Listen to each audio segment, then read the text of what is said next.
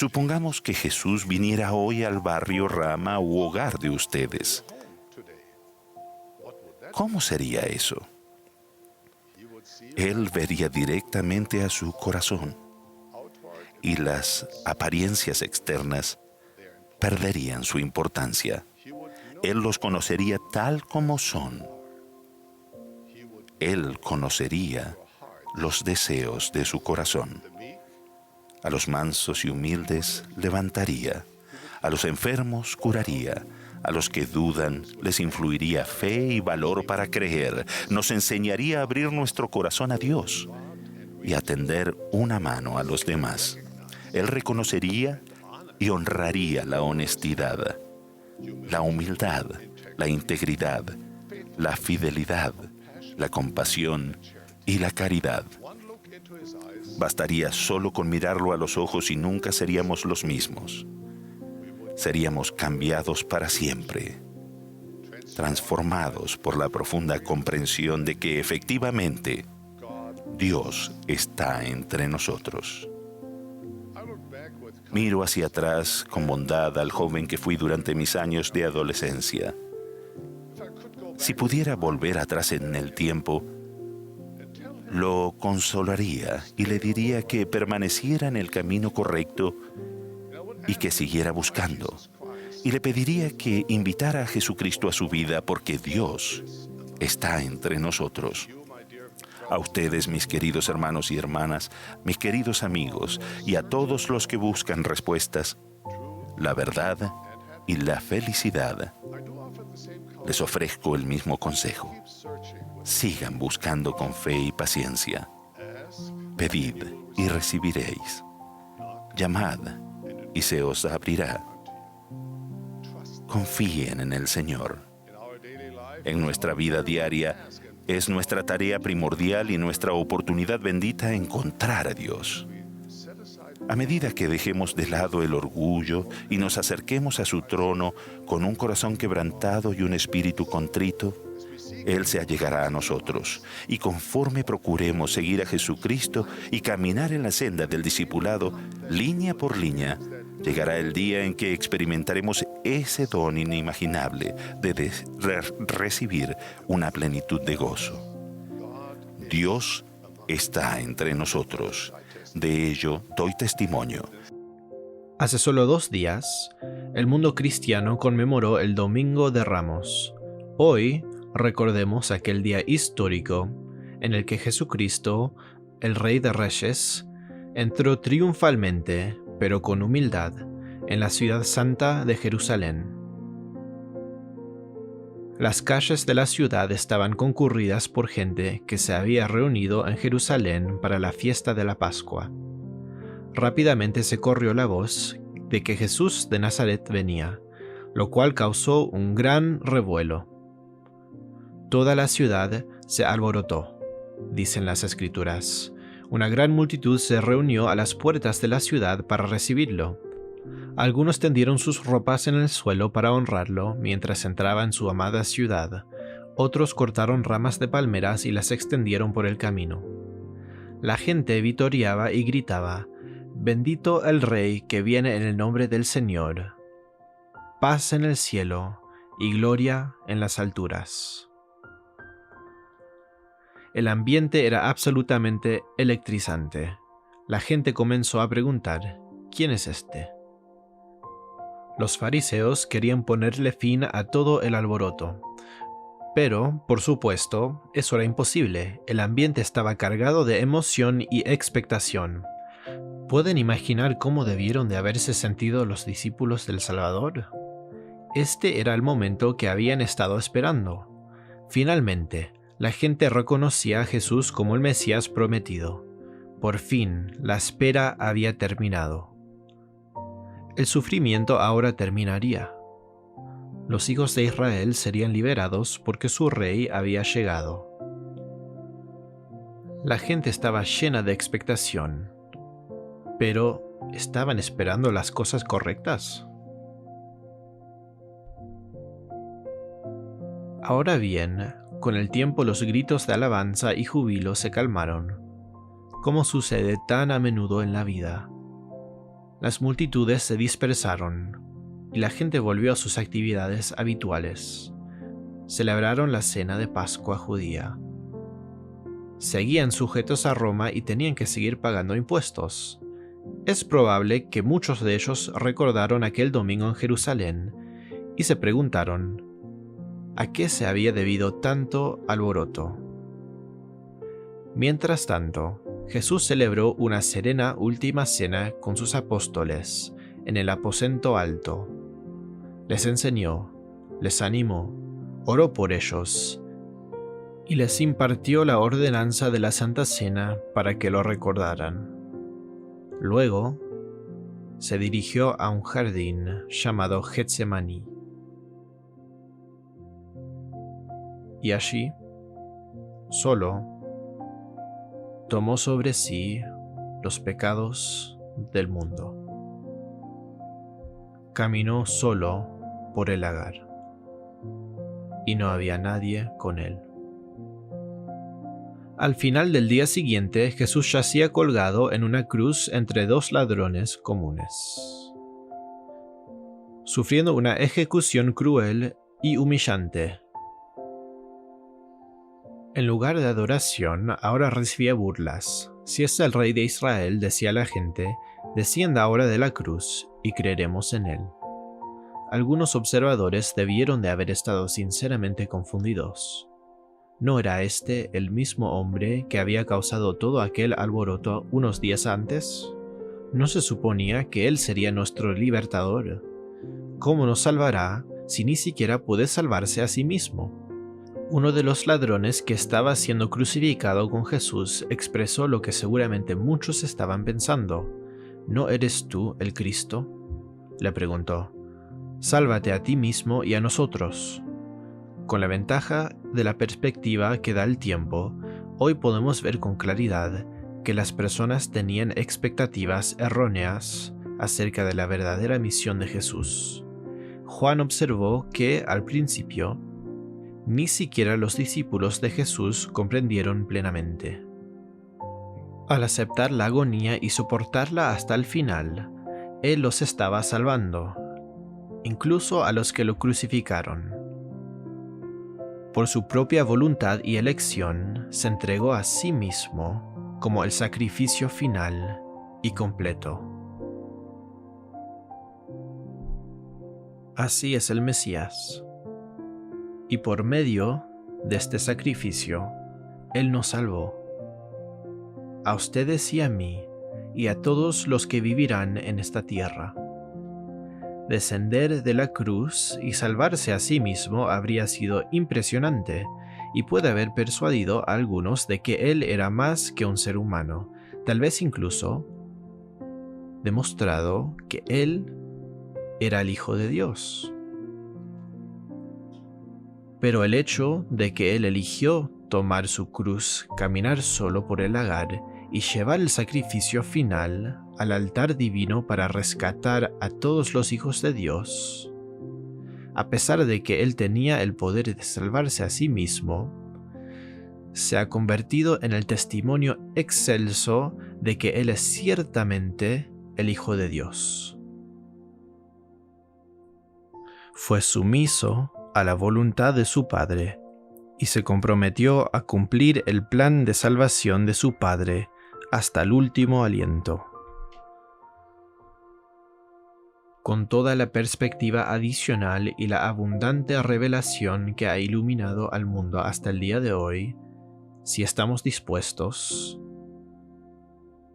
podemos entender eso ahora. Él es el Mesías.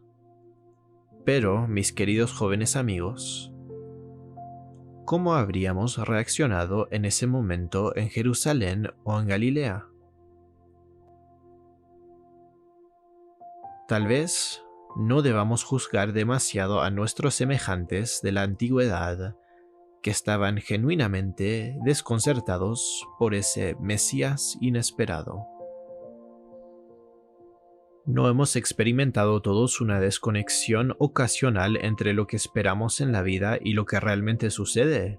¿No son las sorpresas inesperadas parte de nuestra vida? El Evangelio de Jesucristo es un evangelio de altos ideales.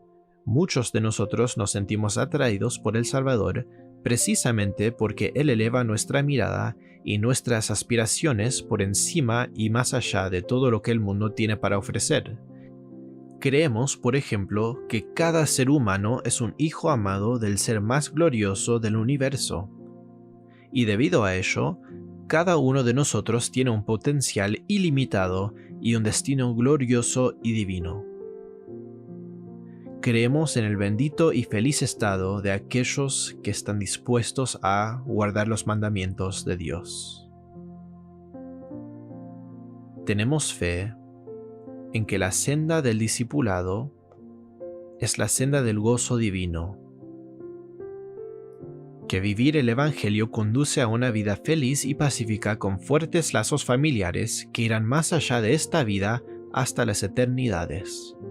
Esos son algunos de los ideales del Evangelio. Son hermosos, llenos de esperanza y verdaderos, y soy testigo de ello. Por lo tanto, no debería sorprendernos que no siempre coincidan con las realidades mundanas y confusas de la vida terrenal. En un mundo perfecto, todos guardarían siempre los mandamientos de Dios. En un mundo perfecto, todos nos sentiríamos bendecidos y felices, y cada miembro fiel de la Iglesia de Jesucristo de los Santos de los Últimos Días gozaría de un matrimonio y una familia firmes y plenos. Pero la realidad es que algunos de nosotros enfrentamos desafíos muy complejos y desalentadores que hacen que esas bendiciones parezcan casi inalcanzables. Entonces, ¿qué debemos hacer cuando los ideales hermosos, universales y eternos del Evangelio chocan con las dolorosas realidades individuales y mortales de la vida? Hay al menos dos cosas que deben recordar. Nunca renuncien a lo ideal. Y nunca ignoren lo real. Acepten ambos. No es fácil para nuestras mentes y corazones mortales aferrarse a dos conceptos que parecen contradecirse entre sí. Entonces, para resolver la desconexión en nuestras mentes, podríamos sacar conclusiones rápidamente. Si estoy sufriendo, debo haber hecho algo mal. O, si no veo las bendiciones que esperaba, las promesas no deben ser reales. O, ¿cómo se preguntaba el ladrón en la cruz? Si Él es el Cristo, ¿por qué no pone fin a mi dolor? Pero tal vez haya otra manera de ver las cosas. ¿No dijo el Señor: «Cómo son más altos los cielos que la tierra, así son mis caminos más altos que vuestros caminos, y mis pensamientos más altos que vuestros pensamientos»? No tenemos que ir muy lejos para ver ejemplos de este principio en acción. Hay tantas cosas en la vida que Dios ve de manera diferente a como nosotros las vemos. Tomemos, por ejemplo, el conocido pasaje del Libro de Mormón. Adán cayó para que los hombres existiesen, y existen los hombres para que tengan gozo. Tendemos a pensar en el gozo como la ausencia de tristeza. ¿Y si el gozo no consistiera en la ausencia de tristeza? ¿Y si el gozo y la tristeza pudieran coexistir? ¿Y si, en realidad, tuvieran que hacerlo? Es interesante que la declaración de ley sobre el gozo venga acompañada de su observación sobre la caída de Adán y Eva. Parece estar diciendo que su transgresión en el jardín de Edén, que trajo dolor, muerte, enfermedad y pesar al mundo, también dio lugar al gozo. En otras palabras, si esperan que la tristeza termine antes de experimentar gozo, podrían perdérselo por completo. Experimentar cierto grado de tristeza puede permitir que su corazón y su mente reciban gozo celestial puro. ¿Cómo es posible? La respuesta proviene, como sucede con tanta frecuencia, de Jesucristo y del plan de felicidad dado por el Padre. Según las palabras de Eva, es el gozo de nuestra redención y la vida eterna que Dios concede a todos los que son obedientes. Y Adán y Eva bendijeron el nombre de Dios. Ese es el principio. El profundo gozo que Dios nos ofrece es muy diferente de los placeres superficiales que el mundo promueve. Es la clase de gozo que enseñó el presidente Russell M. Nelson. Podemos sentir gozo aun cuando tengamos un día malo, una semana mala o hasta un año malo. Con eso en mente, volvamos a la crucifixión del Salvador y del ladrón que dijo: ¿No eres tú el Mesías? Sálvate a ti mismo y a nosotros. Había otro ladrón que estaba siendo crucificado ese día, quien tenía una visión diferente de lo que significaba ser salvo. Dijo a su compañero ladrón: «Ni siquiera temor de Dios tienes, aunque sufres la misma condena. En nuestro caso, el castigo es justo, pues sufrimos lo que merecen nuestros delitos. Este, en cambio, no ha hecho nada malo». Luego dijo: «Jesús, acuérdate de mí cuando vengas en tu reino». Este segundo ladrón estaba sufriendo igual que el primero. Seguramente le hubiera gustado que lo salvaran de su destino en la cruz, pero confió en la sabiduría del Señor y en su tiempo. Así que cuando las cosas no encajan perfectamente y no tienen una respuesta clara, antes de concluir que no la hay, sigan este consejo del libro de Eclesiastes. No te apresures, ni con la boca ni con el corazón. Hacer promesas delante de Dios. Él está en el cielo y tú estás en la tierra. ¿Alguna vez ha notado lo diferentes que se ven las cosas desde una elevación más alta? Tal vez hayan tenido la experiencia de hacer senderismo en la montaña Huay o en uno de los impresionantes picos que rodean este valle. Cuando llegan a la cima y miran hacia el valle, ¿no es asombroso lo pequeño que se ve todo?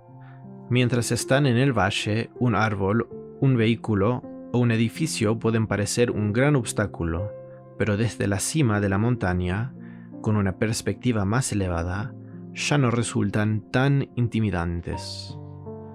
Dios nos invita a seguir su camino hacia una perspectiva más elevada y santa. Verán el mundo y sus desafíos con ojos diferentes. Verán las cosas en el contexto de toda la creación y el plan de salvación. Obtendrán una visión más completa y global, algo que no es posible cuando uno está inmerso en el problema. Creo que el estudio de las Escrituras y la oración diaria forman parte de esas excursiones a lugares más elevados y santos, donde se comprenden mejor lo ideal y la realidad terrenal. Mis queridos jóvenes amigos, conéctense con el Padre Celestial a diario, alcen su visión y eleven su perspectiva de la vida y de su situación personal. Conéctense con su Padre Celestial al orar y meditar sus palabras. Él es su Padre, y Él desea que ustedes hablen con Él, tal como lo haría cualquier padre amoroso. La oración personal y el estudio de las Escrituras son maneras perfectas de comunicarse con Él. La oración personal les ayudará a centrar su vida en lo más importante. Por supuesto, el propósito de la oración no es que compartan nueva información con el omnisciente Dios del universo. Jesús dijo: «Vuestro Padre sabe de qué cosas tenéis necesidad antes que vosotros le pidáis. Oren con el corazón y la mente. No uséis vanas repeticiones». Mis queridos amigos, ustedes se hallan en una etapa de su vida en la que hay que tomar decisiones trascendentales en cuanto a formación académica y ocupación, con quién casarse y cuándo empezar a tener una familia. Para todas esas decisiones necesitan las bendiciones del cielo y la guía del Espíritu Santo. Está ahí y está disponible. Sigan el patrón que el Señor enseñó a Oliver Cowdery. Primero, deben estudiarlo en sus mentes. Entonces han de preguntarle a Dios si está bien. Tienen una mente y un corazón, y lo sabrán. Así que, por favor, pidan a su Padre Celestial bendiciones y guía. Compartan con Él sus esperanzas, sueños y deseos, pero al hacerlo, asegúrense de que no estén tratando de que Él vea las cosas a su manera. Pídanle que abra sus ojos para ver las cosas a la manera de Él. Es entonces cuando las respuestas comienzan a fluir y cuando suben a la montaña y comienzan a ver las cosas desde una perspectiva más elevada, incluso desde la perspectiva del Padre Celestial. Entonces su confianza se fortalecerá en la presencia de Dios, y la luz y la verdad destilarán sobre su alma como rocío del cielo, en pequeñas gotas, una a la vez, 24/7. Verán que muchas cosas que parecían muy grandes y abrumadoras son en realidad mucho más pequeñas y ya no tan amenazantes. Al mismo tiempo, descubrirán el significado eterno de ciertas cosas que parecían pequeñas a sus ojos mortales. Sus oraciones personales pueden ser simples y sencillas, y deberían serlo, pero deben ser sinceras. Han de ser frecuentes, pero nunca rutinarias.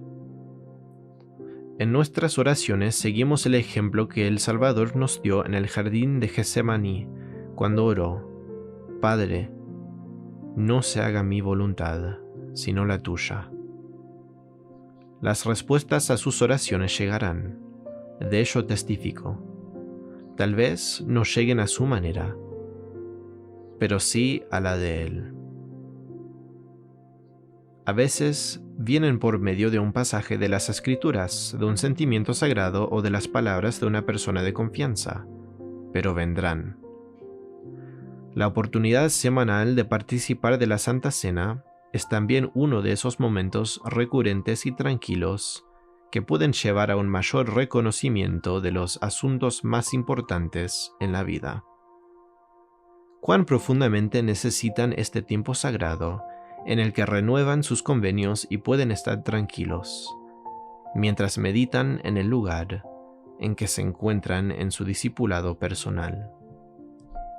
El Salvador mismo expresó el carácter sagrado de esta ordenanza cuando dijo a sus discípulos: «Haced esto en memoria de mí». Qué bendición es tener un tiempo apartado para renovar su testimonio de que están dispuestos a recordarles siempre y a guardar sus mandamientos, y a cambio recibir su promesa divina de que siempre puedan tener su espíritu consigo para guiarlos, ayudarlos y elevarlos. A medida que dediquen tiempo y espacio intencionalmente a esos momentos tranquilos, pequeños, sencillos, pero profundamente espirituales, descubrirán que el Señor en verdad los conoce.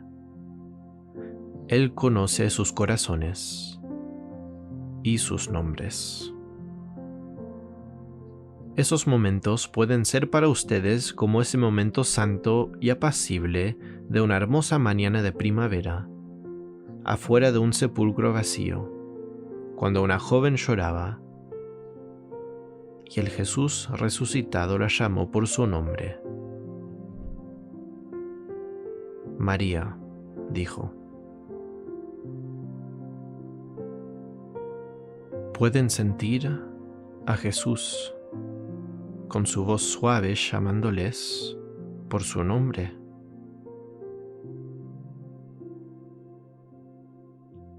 Recuerden que el Salvador conoce sus nombres y los ama. El Domingo de Ramos, la entrada triunfal de Jesús en Jerusalén atrajo a una multitud. Fue un momento glorioso, un momento emocionante. Pero aún más importante fue lo que Jesús hizo después de entrar en Jerusalén. A pesar de que gran parte de ello se hizo en silencio, en privado, incluso desapercibido para la mayoría de la gente. Puede que no haya sido lo que la gente esperaba del Mesías, pero era lo que Dios había prometido.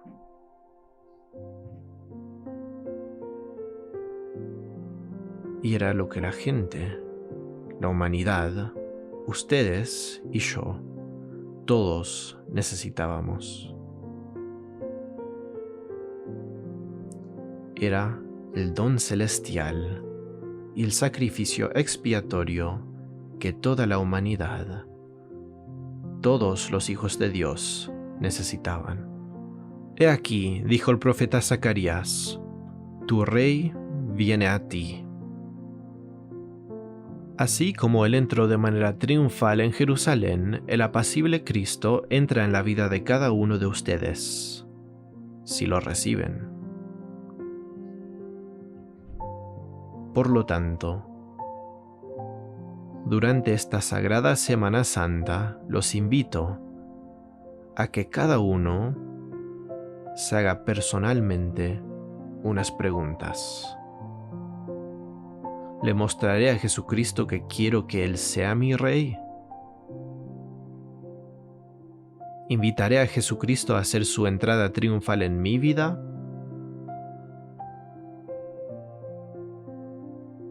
¿Permitiré que Jesucristo me cambie el corazón, alce mi visión y me enseñe sus caminos más elevados y santos?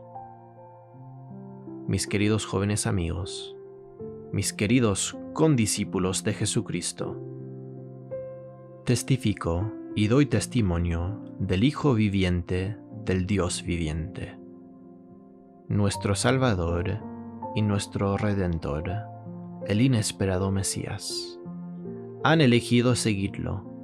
Él es su fortaleza, Él es su salvación, Él es su gozo. Los bendigo con corazones tan abiertos como las puertas de Jerusalén para recibir con gozo al Mesías, el Salvador, el Rey de Reyes.